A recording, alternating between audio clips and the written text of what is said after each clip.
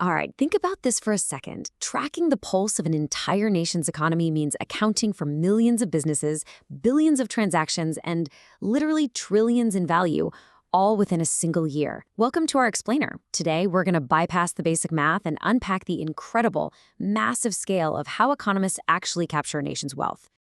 So, this brings us to a really massive challenge. How do you count a whole country's money without counting the exact same dollar twice? I mean, if a farmer sells wheat, a miller makes flour, and a baker sells bread, do you count all three of those sales? Because if you do, you've fallen right into the dreaded double counting trap. Measuring national income isn't just simple maths, you know? It's more like a fascinating detective story of tracking value, income, and spending to uncover the true size of an economy. Okay, let's dive into this map. We'll be exploring three distinct trails today.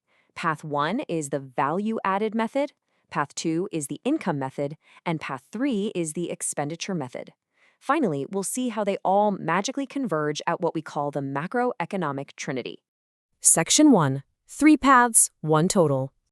And this brilliantly illustrates that multifaceted approach economists use. We've got three distinct color-coded paths working together here. Over on the left, that teal path is the value-added or product approach, tracking raw materials all the way up to final services. In the middle, the orange income or factor approach tallies up what people and businesses actually earn. And on the right, the purple expenditure approach measures where all that money is being spent. The cool part? Notice how they all funnel down into one singular, unified, total national income?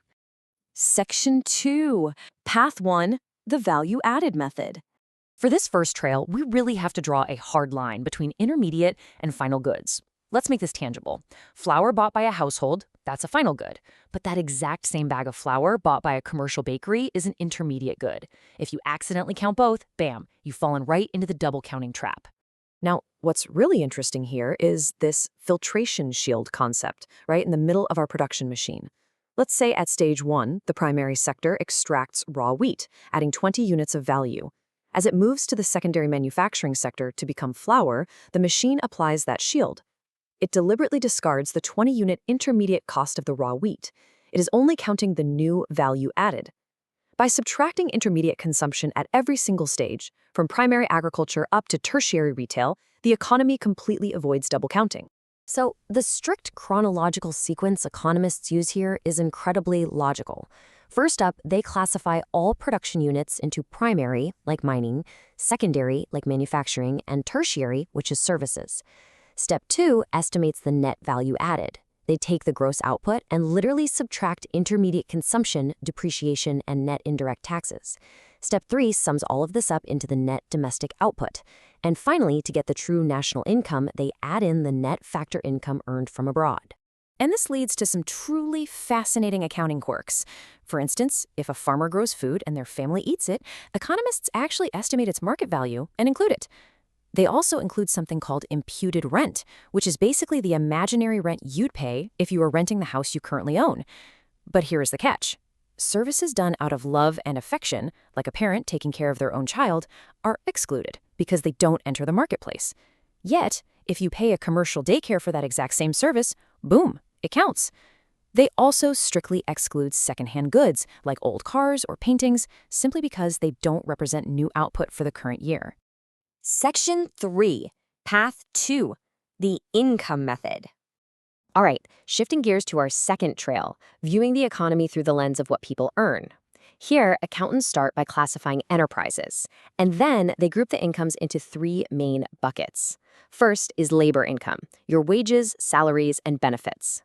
Second is operating surplus, which is income from property and entrepreneurship, like rent, interest, and corporate profits. And the third? That's mixed income. This is for self-employed professionals, like carpenters, doctors, or farmers, who provide both their own labor and their own capital. Their income is a blend of the two. We sum these up, add foreign factor income, and we've got our total. When we compare legitimate factor flows against dangerous audit traps, we see three really straightforward inclusion pillars. But accounts have to act as strict gatekeepers against those dangerous red traps that try to sneak into the national income calculations. The logic behind these exclusions is absolutely brilliant. You might be wondering, why are things like scholarships, old age pensions, or disaster relief excluded? Well, because they're transfer payments. It's money received without rendering any current productive service in exchange. The same goes for windfall gains, like lotteries. They just all contribute to the current flow of goods. And legal gains from smuggling or gambling, totally excluded because they're unaccountable and completely outside the legitimate market flow. Even interest on the national debt gets excluded, since it's treated merely as a transfer for consumption. Section 4. Path 3. The expenditure method. Let's move to our final trail and see how this builds across 5 simple steps.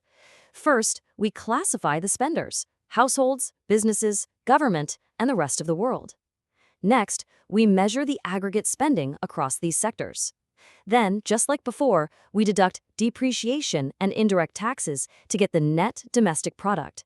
And finally, factor in that income from abroad. The real meat of this method, though, is that famous formula, C plus I plus G plus X minus N. Private consumption covers your durable electronics and daily groceries. Gross investment is businesses buying new machinery or building new residential houses. But remember the rule here. Buying a brand new factory absolutely counts as investment, but buying financial shares or an old house does not, because those are just transfers of existing assets.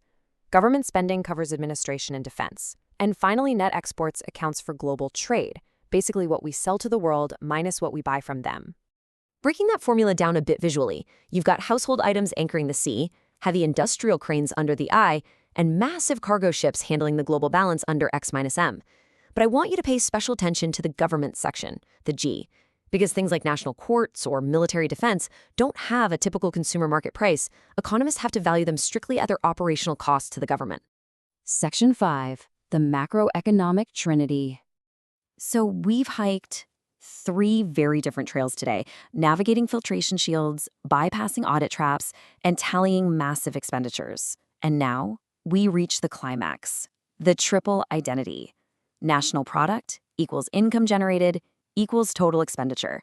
The crucial point here is that no matter which of these 3 incredibly complex methods you use, if the accounting is done correctly, the mathematical total at the end is absolutely 100% identical. It is a perfect closed loop. Trace this macroeconomic trinity loop with me. The product track shows that producing goods creates economic value, right? Well, that value doesn't just disappear. It transforms directly into the income track, generating wages for the workers and profits for the business owners who made the goods. And what do those people do with their new income?